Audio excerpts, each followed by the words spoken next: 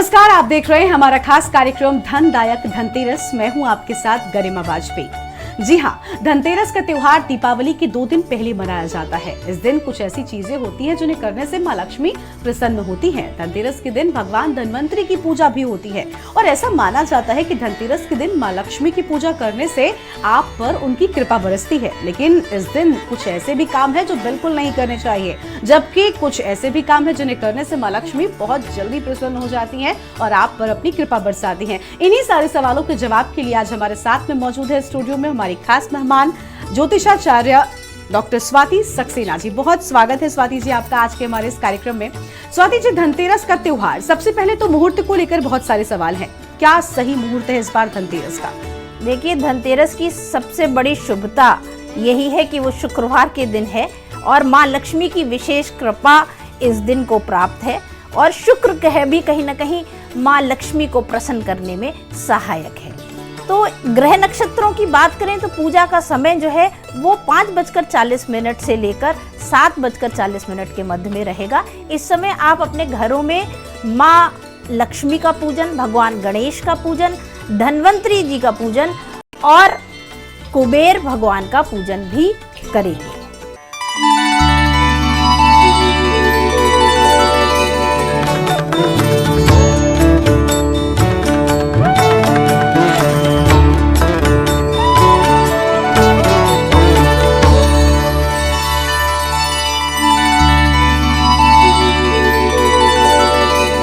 बिल्कुल, तो देखिए माँ लक्ष्मी का, भगवान कुबेर की, इन सभी की पूजा करनी है जिससे माँ लक्ष्मी प्रसन्न होती हैं।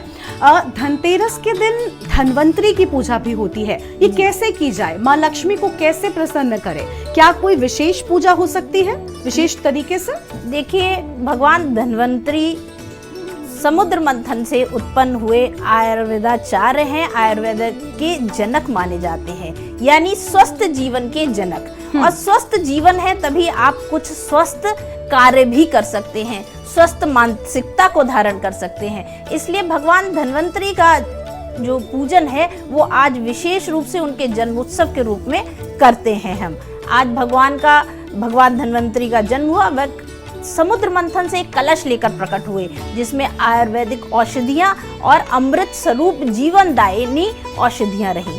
इसीलिए आज के दिन यानी धनतेरस पर कलश लेने की प्रथा चल रही है, जो अब कलयुग में बर्तनों में परिवर्तित हो गई है। बिल्कुल बिल्कुल, मेरा अगला सवाल भी डॉक्टर स्वाति जी यही था कि भाई धनतेरस के दिन हम सब जानते हैं कि बर्तनों की दुकानों पर लोगों की बहुत भीड़ नजर आती है। बर्तन खरीदने के पीछे क्या यही वजह है? और इस बर्तन ही नहीं, इस दिन झाड़ू हो या फिर बहुत सी लोग सोने चांदी का सामान भी खरीदते हैं, इस सब के पीछे क्या वजह है? भगवान धनवंतरी आयुर्वेदाचार्य हैं और कहीं ना कहीं जनक हैं औषधियों के। तो समस्त ब्रह्मांड में, समस्त जगत में औषधियों का प्रादुर्भाव भगवान धनवंतरी ने किया।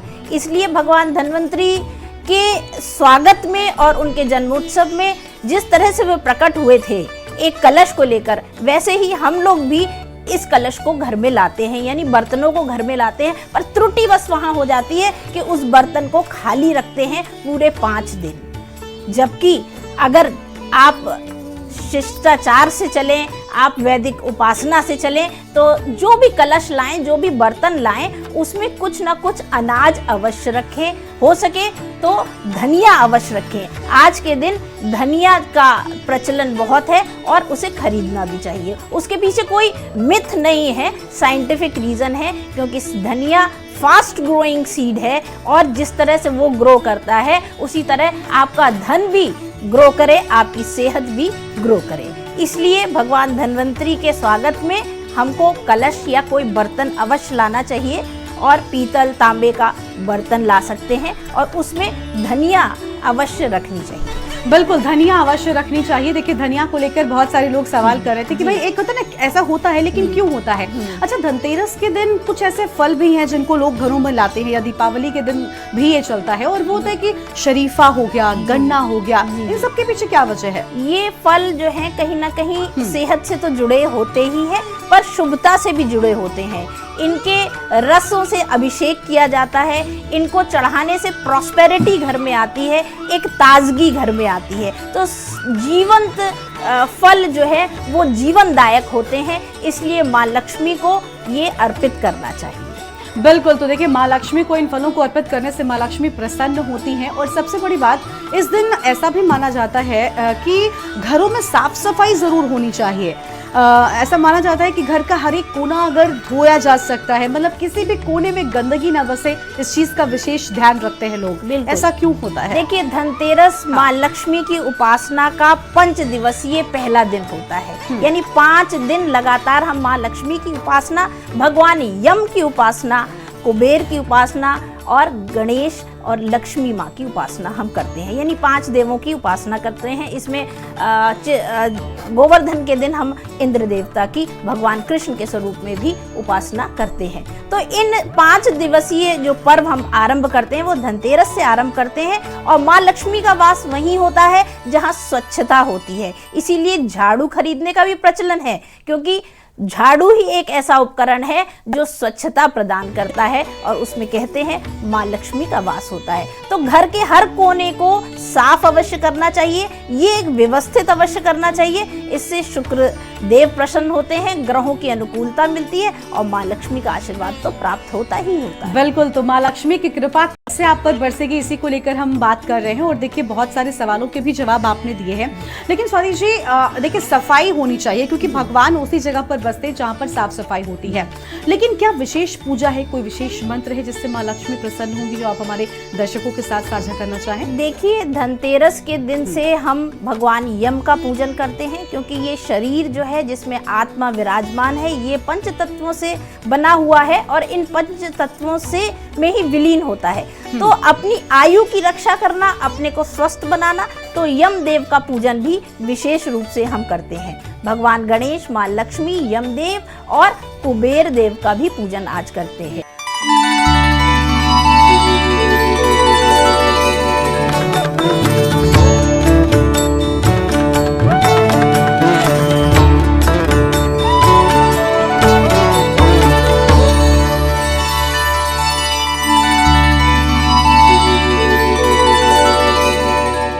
कुबेर देव का पूजन इसलिए किया जाता है क्योंकि वो भगवान जो है खजांची हैं देवताओं के, और एक तरह से आज के युग में कह दें तो मैनेजमेंट देखते हैं धन का। तो माँ लक्ष्मी के आने से पहले हम अपने घर की साफ सफाई करके 5:40 से मुहूर्त आरंभ होगा और 7:40 तक ये मुहूर्त रहने वाला है। इस बीच में अपने घर में कुबेर देवता के स्थान के लिए उत्तर दिशा में दीपक अवश्य जलाना चाहिए। माँ लक्ष्मी को पुष्प अर्पित करके और उनके समक्ष बैठकर मंत्र जाप करना चाहिए। जो भी मंत्र आपको माँ लक्ष्मी का आता है वो अवश्य आज करना चाहिए। व चौखट का पूजन अवश्य करना चाहिए। चौखट पर चौमुखी दीपक जलाना चाहिए, जिससे चारों दिशाएं शुद्ध हो जाएं और यम देवता की कृपा रहे और माँ लक्ष्मी का आगमन निर्विघ्न आपके घर में हो जाए।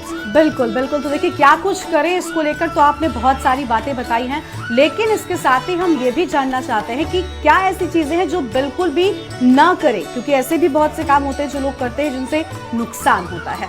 बिल्कुल, आप धनतेरस पर्व मनाना चाहते हैं, कोई ना कोई सात्विक या ऊर्जावान चीजें घर में लाएं, कोई निरर्थक चीज घर में ना लाएं। जैसे कि सोने चांदी का प्रचलन है वो तो खरीदे ही खरीदें।